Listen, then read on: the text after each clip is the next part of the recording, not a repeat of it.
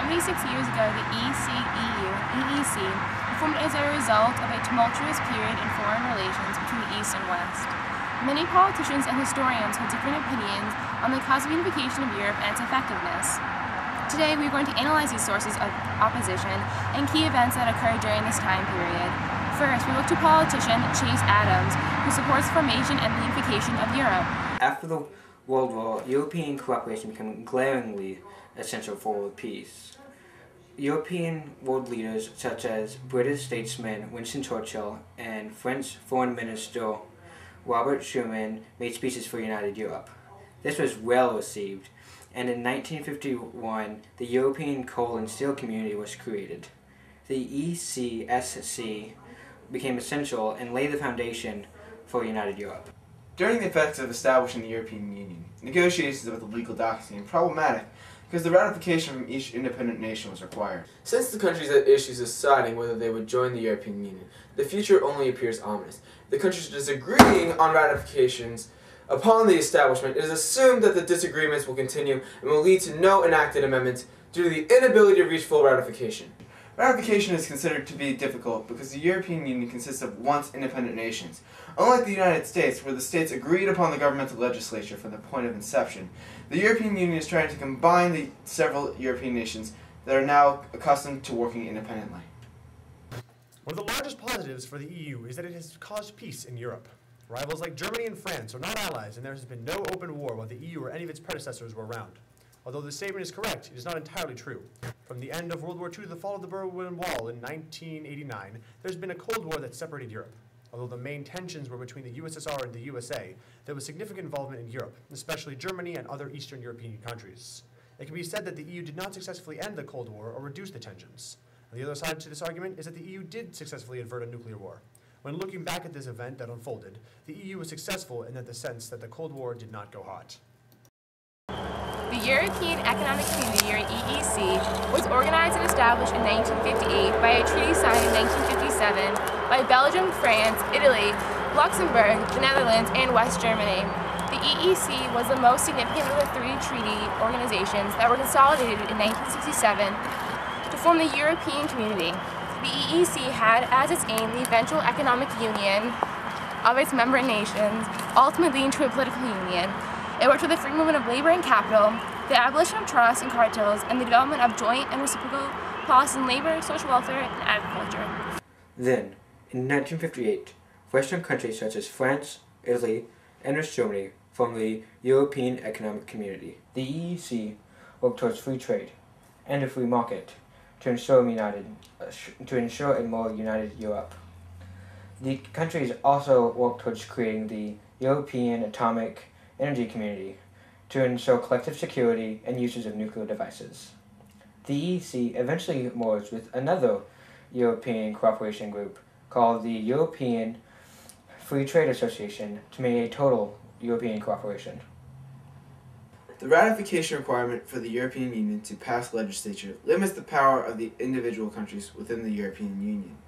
The United Kingdom was once a powerful nation, but by joining the European Union, they are weakened because they subject themselves to a financial burden. The United Kingdom does not need the security provided by the European Union, like the other European countries.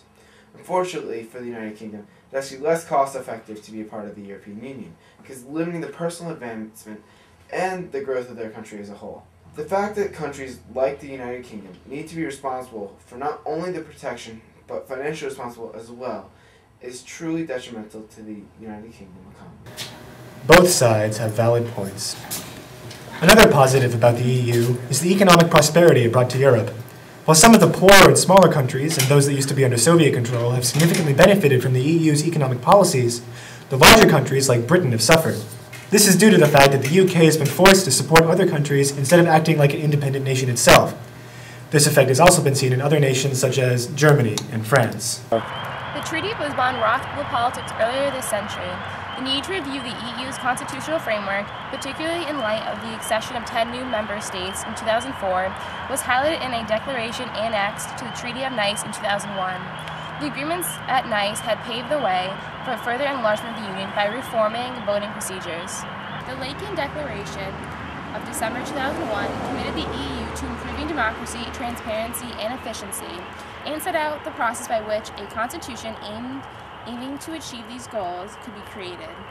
The Treaty of Lisbon entered into force on December 1, 2009 after revisions had been made. It provides the EU with modern institutions and optimized working methods. Europeans looked to the EU to address issues such as globalization, climatic and demographic changes, security, and energy. The Treaty of Lisbon reinforces democracy in the EU and its capacity to promote the interests of citizens on a day-to-day basis. The cooperation and unification of Europe was instrumental, providing peace and prosperity to Europe.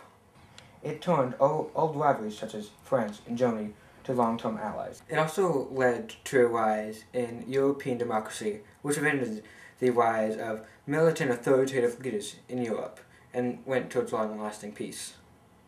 Free trade improved and civil rights progressed as the goals of a collective Europe were formed. Ultimately, European cooperation lasted long peace and prosperity. There is no reason for the United Kingdom to be in the European Union, because they are capable of functioning as an independent nation. Rather than be responsible for the smaller countries within the European Union, they should focus on assisting in the establishment of their own independent local governments. There are many countries in Europe, like the United Kingdom, such as Germany and France, that should focus on their personal advancement in their independent nations, rather than the smaller nations. If the three nations of Germany, France, and the United Kingdom come to an understanding of encouraging the establishment of independent nations instead of the imperial satellite powers, the financial burden and overall responsibility will not rest entirely on their hands, therefore allowing for the advancement of the independent nations. Although this goal had good intentions, it is not practical or beneficial. That does not mean that all of the policies and ideas of the EU are bad. Several policies have been beneficial. The euro, the standard currency of Europe, has made economic transactions, commerce, trade, technology, and technological policies between countries easier. The EU should focus on improving relationships between countries while allowing them to remain both economically and militarily independent instead of attempting to unify them into a single European country. In order for the EU to be a successful and positive organization, they need to allow for growth and independence.